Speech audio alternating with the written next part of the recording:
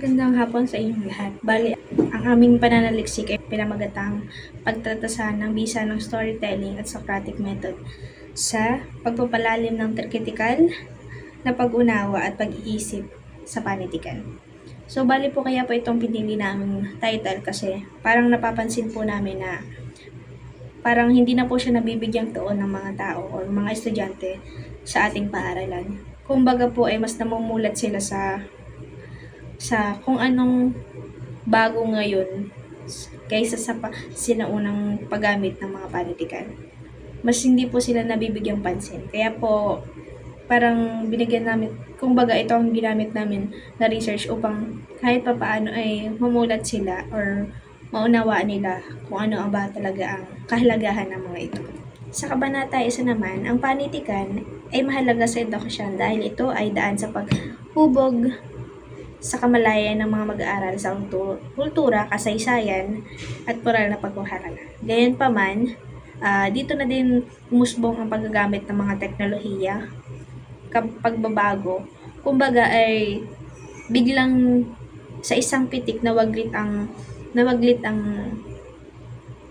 kung ano man ang kinamulatan ng mga tao dahil na lamang sa pagbabago ng ating henerasyon. Upang mapanatili ang interes ng mga mag-aaral, kailangang gamitan o gumamit ng makabago at makaktibong estratehiya katulad ng storytelling at Socratic method. Ang storytelling ay sining ng pagsasalaysay na nakatutulong sa mga malalim na pag-unawa ng mga mag-aaral sa akdang pampanitikan sa pamamagitan ng mga emosyonal at makabuluhang koneksyon na nilalaman ng teksto.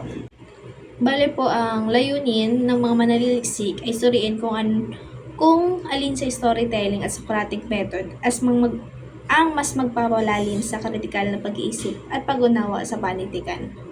Batay ito sa karanasan ng mga pananaw ng mga piling mag-aaral na inaasahang makapagbigay ng rekomendasyon para sa mga guro, administrator at pagpapabuti ng pagtuturo. Pangunahing resulta at interpretasyon. Pagtaas sa kritikal na pag-iisip. Bago ang intervention, 5 mag-aaral ang nasa mababaw na antas. Pagkatapos, parehong metodo ay nagpakita ng pagtaas sa bilang ng mga mag-aaral na umabot sa katamtaman at napakalalim na pag-unawa. And parehong estratehiya ay epektibo, ngunit may iba't ibang paraan ng paghubog ng kritikal na pag-iisip. Ang storytelling nagdudulot ng emosyonal na koneksyon at agarang pag-unawa sa mensahe. Sa kabilang banda, ang Socratic method nagturo sa mga mag-aaral na magtanong at magmuni-muni sa mas malalim na tema. Mga hamon sa bawat metodo. Storytelling.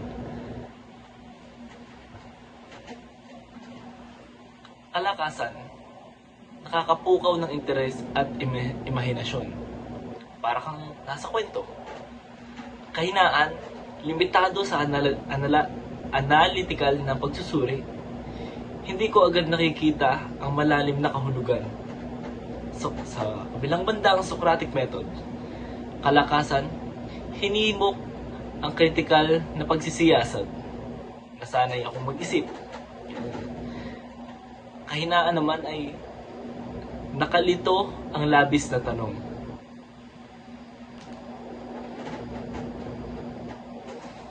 Bakit nananatili ang ilan sa mababaw na antas? Sa Socratic method, 7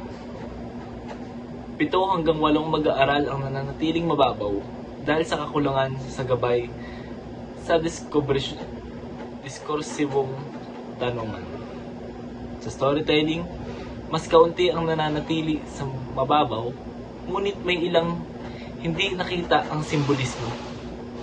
Ang tagumpay ng bawat metodo ay nakasalalay sa kakayahan ng guro na balansehin ang estruktura at malayang pag-iisip. Dadako naman tayo ngayon sa pangalimang kabanata. Ang kabanata 5. Dito ay tutukuyin ang 10 konklusyon at rekomendasyon. Ang kabanatang ito ay ang panghuling bahagi ng pananaliksik kung saan inilalatag ang buod ng mga tuklasan, ang mga pangunahing kaisipan ng paglalagong at ang mga mungkahing hakbang batay sa naging resulta ng pag-aaral. Lagom. Ang seksyong ito ay isang buod na pinaikling paglalahad ng mga pangunahing resulta ng pag-aaral. Layunin ng pananaliksik. Ang pananaliksik ay tumutok sa pagsusuri kung epektibo ang storytelling at Socratic method sa pagpapalawak ng kritikal na pag-iisip at pag-unawa ng mga mag-aaral sa asignaturang panitikan. Mga pangunahing natuklasan. Tumaas ang kritikal na pag-iisip ng mga mag-aaral matapos gamitin ang parehong metodolohiya. Persepsyon ng mga estudyante.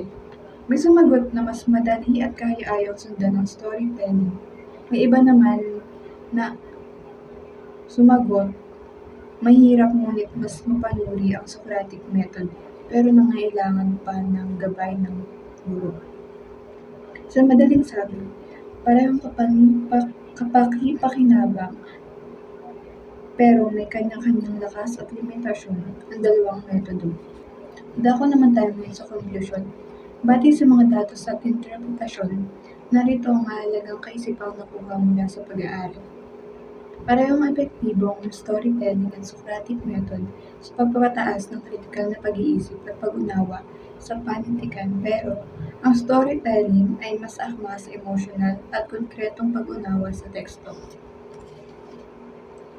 Dapat isaalang-alang ang kahandaan ng mga mag-aaral sa pagpili ng metodolohiya. Halimbawa, kung hindi pa sanay ang mga mag-aaral sa discussion o tanong-sagot, baka mahirapan sila sa Socratic method. Pinakamabisa kung pinagsasama ang dalawang metodolohiya. Maaaring gamitin ang storytelling sa simula para ipakilala ang akda at Socratic method naman sa bahagi ng pagsusuri upang palalimin ang mga diskurso. Sa madaling sabi, mas mainam na hindi pagpilian ang dalawang paraan, kundi pagsamahin sila sa tamang pagkakasunod. Rekomendasyon.